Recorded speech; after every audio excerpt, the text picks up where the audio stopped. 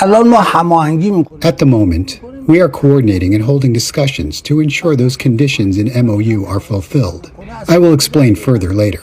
Until those commitments are in place, we will not move on to the remaining provisions at all.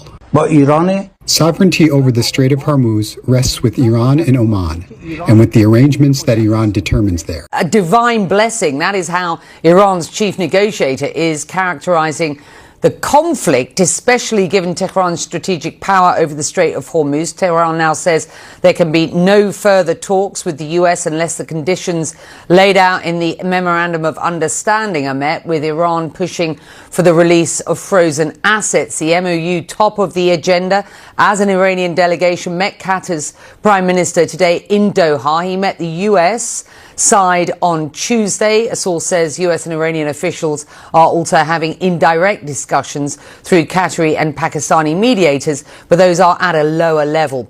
Exactly what is going on in Doha at present? Can you just give us a sort of 1-2 as you see it?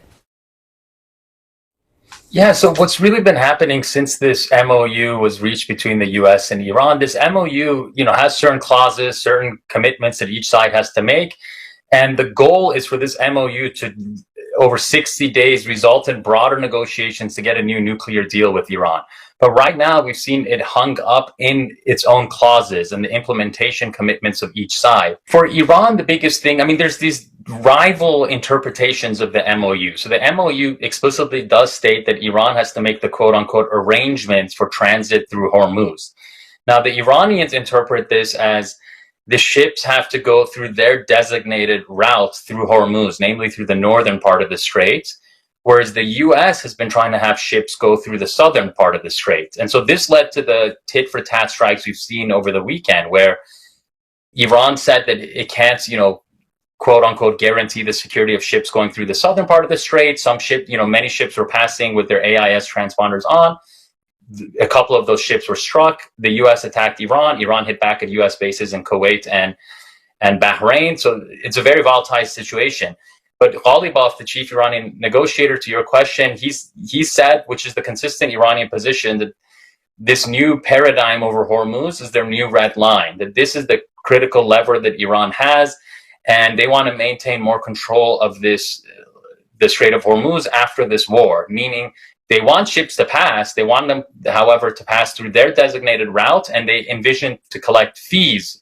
They call them service fees to let these ships pass. Now, the MOU says they can't collect fees for 60 days, but that is its cutoff. Even in the MOU that the US agreed to, it says for 60 days they can't collect fees. Beyond that, though, we do know that there are continued discussions around what's happening in Lebanon. And right now, what's been happening in Lebanon in recent days is continued Israeli strikes in southern Lebanon. Just yesterday, we saw the Israeli military said that they targeted a Hezbollah operative who was near that security area that the Israeli military is staying in right now, occupying in southern Lebanon. The Israeli Prime Minister has maintained that Israeli troops should have the freedom to operate as they see fit against any potential threats in Lebanon.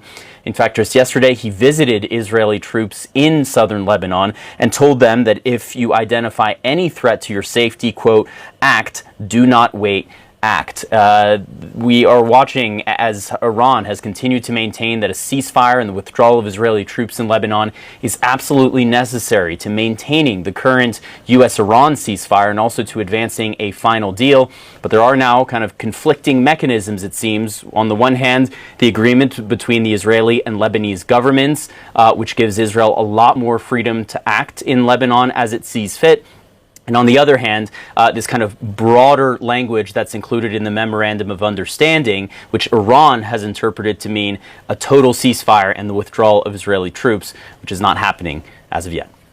Iran is pushing for the U.S. to release its frozen assets. The Iranian president tells Iran's news agency that based on the plans made, $6 billion will be returned to the country. Now, U.S. officials say no frozen Iranian assets have been released yet. In a statement Monday, a U.S. official said Iranian assets that are released would be used to purchase American agricultural products to feed the Iranian people. The $6 billion. This is not the fund. This is not the type of money that would just flow to the Iranian regime or to Iran. The way it works is that they release those funds incrementally to purchase non-sanctionable goods. Remember, there are non-U.S., non-governmental organizations that are involved in these funds. These are not funds that governments are holding. So the private sector is just going to make their own decisions, a risk-based type of approach to these issues. And they're not going to just move these funds in a direction that 2 or 3 years from now, there's a different administration, different policy, or there's another round of escalations with Iran. And these banks are going to find themselves being penalized for having moved those funds. So the funds would be released incrementally, as I've seen being the case, or Qataris can give Iranians a line of credit, and that's what we're hearing from Wali Buff and others in Iran. That would probably give Iranians better leverage if Qataris move forward with something like that, but it would be very unlikely that the U.S. administration is going to agree to a line of credit. So how do you monitor that and make sure that if the money that is frozen now and ultimately released, it does go to buy, as the U.S. has said, U.S. agricultural products that would go feed the Iranian people? There's a lot of skepticism about this current regime prioritizing their own people as opposed to maintaining their own coffers to support their proxies and continue to fund terrorism around the world. That's a really good point, and that's a great question. I got to tell you, I've seen little evidence that the Iranian regime is actually interested in using these funds for humanitarian agricultural commodities. They constantly ask for cash or funds that they can then use however they want. And we know, as you said, they're not going to be investing these funds in their economic prosperity of Iranians. They don't put national interest as a priority. It's really the revolutionary ideology that they would invest in first. Now, the way you monitor this is really the private sector compliance programs. Again, these are banks, these are financial institutions that there's a very small portion of their business that is Iran related, and they don't want to risk their 90, 80, 70% of their non-Iran related business over this Iranian fund. So, and historically, they do come to the U.S. government. You've heard from U.S. officials that for these transactions, they do run them by the U.S. government before they release them. But as you said, the reality is, when these funds are released to the non-Iranian companies to send agricultural commodities to Iran, don't be fooled by that. They're not going to be taking those agricultural commodities and throw them in the market. They're going to sell them domestically at higher price, at very high price domestically, and it translates into funds for the regime to spend in other. I don't think I wouldn't oppose to using those funds for agricultural food commodities. Those are exempt from sanctions, not presidential authorities, but legislations that authorize these type of transactions and exempt them from sanctions.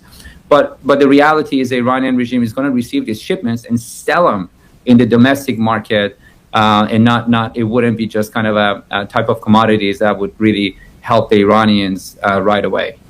But Iran is still struggling to continue with their nuclear program and also to have their Strait of Hormuz back. But Donald Trump said that if Iran did not accept what he wanted, that he will start to do what he wants to do. Something like that. Now, do you think that Iran will give up since they never accepted to sign the MOU or to come for a peace deal as President Donald Trump always required? What do you have to say? Drop your thoughts in the comment section. Thank you so much for watching. I really appreciate your time for watching. For more news updates like this, subscribe. See you in the next one, and bye.